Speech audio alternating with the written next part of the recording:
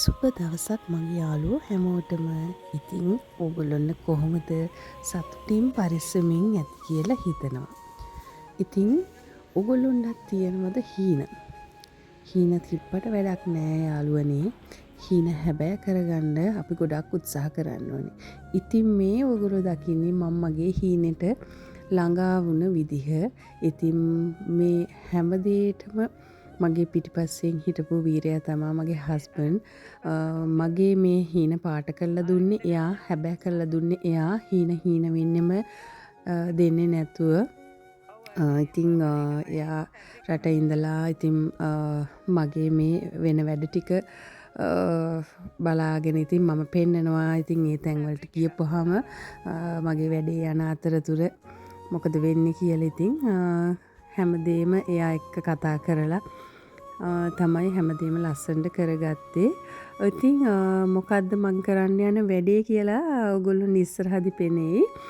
මගේ පටන් ගන්න වැඩේට අවශ්‍ය දේවලුත් ඔන්න හස්බන්ඩ් එහෙන් එවලා තිබ්බා.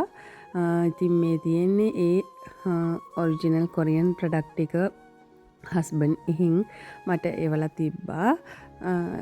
ඒ ටිකත් ඉතින් මම මේ වගේ ලෑස්ති කරගත්තා මගේ ලස්සන වැඩේට.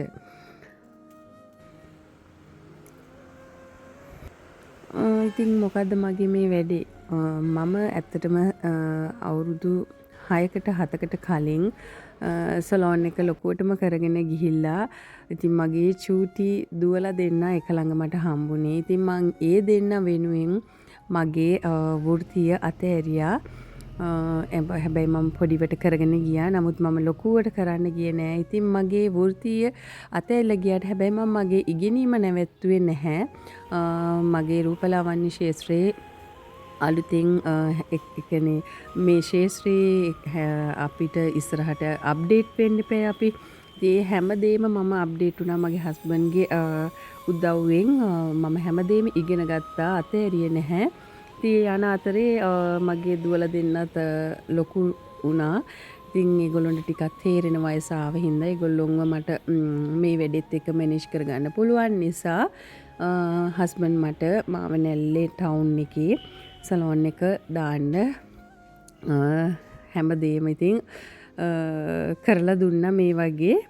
ඉතින් ඔන්න ඔය ඉන්න අතරේ මටත් නොකියාම මගේ හස්බන්ඩ් ලංකාවට ආවා. ඉතින් මට හිතා ගන්න බෑ. ඇත්තටම මම හරීම දුකෙන් හිටියේ සලෝන් එක දාන එක. මොකද මම ඇත්තටම කියන්නේ මම හිතුවට වඩා ලස්සනට වියදම් කරලා ගොඩාක් ලොකු මුදලක් වියදම් කළා මගේ හස්බන්ඩ් මට සලෝන් එක හදලා දුන්නේ. ඉතින් මට යා නැතුව මේ ගමන ඉස්සරහට යන්න අමාරුයි. මට හිතේ දුකේ මං හැබැයි යාට කිව්වේ නැහැ. නමුත් ඉතින් ඔන්න යා නොකියාම ලංකාවට ආවා. ඉතින් මේ අපි දෙන්න පොඩි රෝන්දයක් යන ගමන් ඉතින් රැයක් දවාලක් නැතුව සලෝන් එකේ වැඩ මේ වගේ වෙන්න පටන් ගත්තා. ඉතින් මේ ඉතින් හැමදාම ඔයගොල්ලෝ දකින මූණවල ටික හැමදේටම උදව්වට ළඟින් ඉන්න මගේ මල්ලිලා ටික අයියලා හැම තමයි ඔය ඉන්නේ. ගොඩක් මේ පහුවෙන්ද තමයි ඕපනින් එක තියෙන්නේ. ඉතින් තාමත් අපි වැඩ ඉවරයක් නැහැ. පේනවනේ.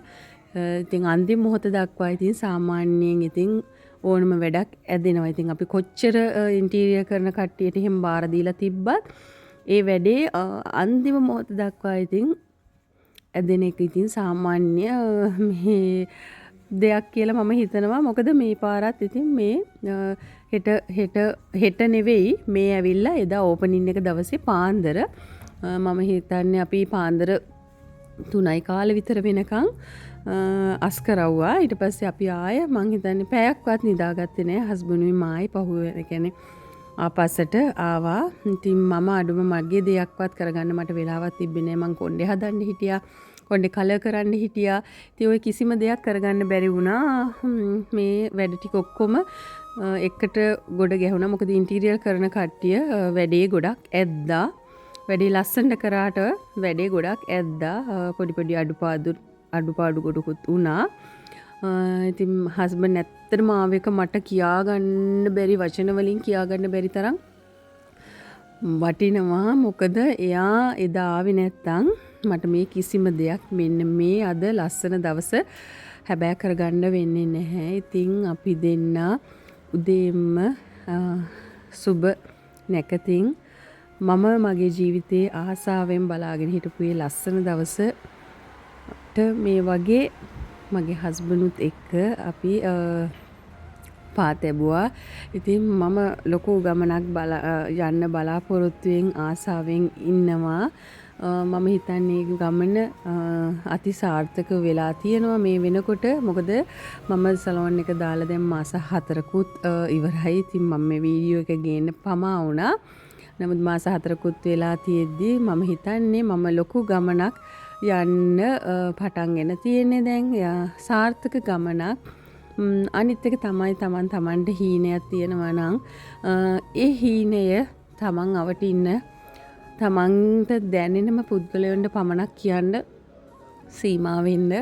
මොකද අපි හිතවුවට වඩා මිනිස්සු ගොඩාක් වෙනස්. අපේ අවට හිටියත් අපිට ආදරෙන් හිටියත් අපිට ලෙන්ගතුවකම පෙන්නවුවත් හැබැයි හදවතින්ම ලෙන්ගතු මිනිස්සු ඉන්නේ හරීම ස්වල්පයයි. ඒ නිසා කවදාවත් හීනේ හැබෑ කරගන්නකක් කවදාවත් කාටවත් කිසිම දෙයක් දැනෙන්න අරින්න එපා. ඉතින් කිසිම බාධාවක් නැතුව මේ ගමන යන්න පුළුවන් උනේ අපි ටික දෙනා විතරක් මේ ගමන මේ දේ දැනගෙන හිටපු නිසා.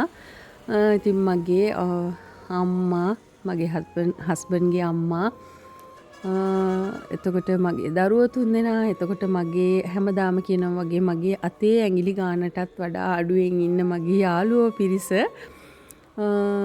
එක තමයි මේ ලස්සන ගමන මේ අද වෙනකොට සාර්ථක කරගත්තේ.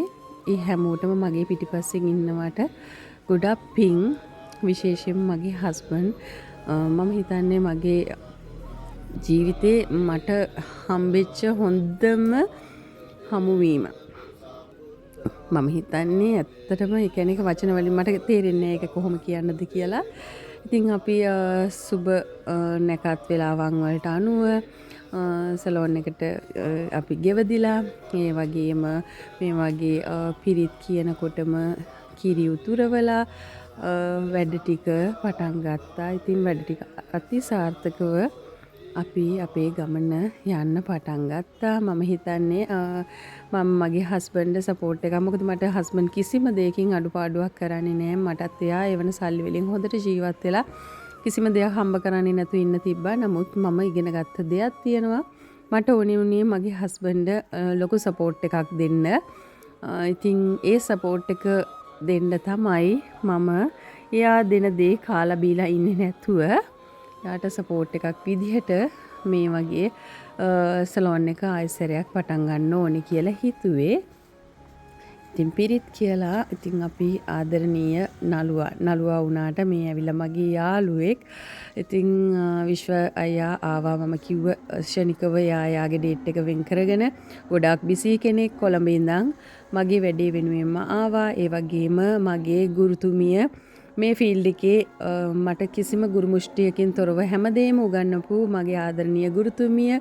ඒ වගේම අපේ ලූෂන් බුලත් සිංහල අයියාගේ වයිෆ් මගේ හොඳ යාළුවෙක්. ඒ කියන්නේ කාලේ සලෝන් එක කරද්දී කටුගස්සට කරද්දී ඉතින් මගේ හොඳ කස්ටමර් කෙනෙක්. ඒ වගේම මගේ චුටි දුවලගේ ටීචර්ස්ලා ටික මගේ අම්මගේ යාළුවෝ මගේ පවුලේ කට්ටිය මගේ හිතමිතුරෝ අසල්වැසියෝ ගොඩක් කට්ටියට ඉතින් මම මගේ මේ සාර්ථකත්වය කරගත්ත දවසට ඉතින් එන්න කියලා මේ වගේ හරි ලස්සන ඕපනින් සෙරමනි එකකුත් ගත්තා.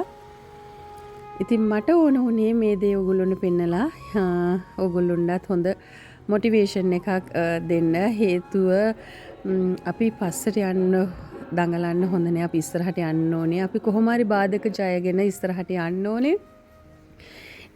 මොකද ඇත්තට මම කියන එක්කෙනා මොකද මට හස්බන්ඩ් ළඟ නැහැ. මම තනියෙන් හැමදේම කරගන්නේ. මම ගෙදර දොර කලින් වීඩියෝස් වල ඔයගොල්ලෝ දකිනවා මම ගෙදර වැඩ ටික කරගන්නේ තනියෙන් බබාලා 3 දෙනාගේ වැඩත් එක්ක. ඉතින් ඒ හැමදේම කරගෙන යද්දී මේ දේත් මම පටන් ගත්තා. මට බැහැයි කියලා මම අතෑරියේ නැහැ. හැම වැඩක්ම කොහොම හරි කරගන්න ඕනි කියලා දරු තුන්දෙනාවත් බැලන්ස් කරගෙන දරු තුන්දෙනාගේ අධ්‍යාපනයටත් සපෝට් එකක් දීගෙන කිසිම කියන්නේ ඒගොල්ලොන්වත් පස්සට යන්න දෙන්න හොඳ නෑනේ. මොකද මම මේ දේවල් පටන් ගත්තා කියන්නේ මම බිසී වෙනවා. හැබැයි මම හිතාගත්තා ඒ හැම දෙයක්ම බැලන්ස් කරගෙන මගේ හස්බන්ඩ්ට සපෝට් එකක් දෙන්න ඕනි කියලා. අනිත් එක තමයි මගේ අම්මත් හරි ආසාවෙන් මට මේ දේවල් හැම දෙයකටම සපෝට් එකක් දෙනවා. මගේ හස්බන්ඩ්ගේ අම්මා මම නැන්දම්මා කියලා හඳුන්වන්න කැමති නෑ. මොකද මට ආදරණීය අම්මා කෙනෙක් හම්බෙලා තියෙන්නේ හස්බන්ඩ්ගේ අම්මා. ඉතින් අපි දින හරි යාළුවෝ වගේ ඉන්නවා. හොඳින් අපි තේරුම් අරගෙන ජීවත් වෙනවා. ඉතින් යාටත් ආසාවක් තිබ්බා. එයාත් කිව්වේ හැමදාම ඔයාගේ සලෝන් එක දැන්ට වැහුණට කවදා හරි ඔයා ඉක්මනින් පටන් ගන්න ඕනේ කියන මතේ එයාත් හිටියේ. ඉතින් මගේ අම්මාගේ මගේ හස්බන්ඩ්ගේ අම්මාගේ මගේ සහෝදර දෙන්න හිටියේ නැතත් ඒ දෙන්නාගේ ආශිර්වාදයෙන් මට හැමදාම මගේ හස්බන්ඩ්ට සහ මට හැමදාම ඒගොල්ලෝගෙන් ලැබෙනවා. ඉතින් මේ වගේ තමයි මගේ ලස්සන දවස මං කාලයක් බලාගෙන හිටපු ඒ ලස්සන දවස අතිසාර්ථක කරගත්තේ. ඉතින් අපි අපේ හීනවලට යන්න පාර හරි ලස්සනට හදාගන්න ඕනේ. හෙමින් හදාගෙන නිහඬ ගමනක් එක්ක අපේ සාර්ථකත්වයේ යන්න try කරන්න ඕනේ. කවුරුත් පාගගෙන කවුරුත් ඉස්සරහට යන්න දඟලන්න එපා. කොයිම මොහොතකවත් හේතුව අපි එහෙම කවුරුත් පාගගෙන යන්න දැඟලුවොත් අපිට කවදාවත් ජීවිතේ ඉස්සරහට යන්න වෙන්නේ නැහැ. ඉතින් මම මෙතනින් නවතිනවා. මම හිතන්නේ ආදරණීය මගේ යාළුවෝ හැමෝටමත් මේ මම කියපු දේවල් හිතට ශක්තියක් අරගෙන අපි ඔක්කොලාම ගොඩ යමු. ආදරණීය ඔයාලට ගොඩාක් ආදරේ. ඉතින් මම ආයෙත් වීඩියෝ එකකින් හම්බ වෙනකන් ගිහින් එන්නම්. ඉතින් මගේ ලස්සන සලෝන් එකේ ලස්සන ඔන්න බලාගෙනම යන්න.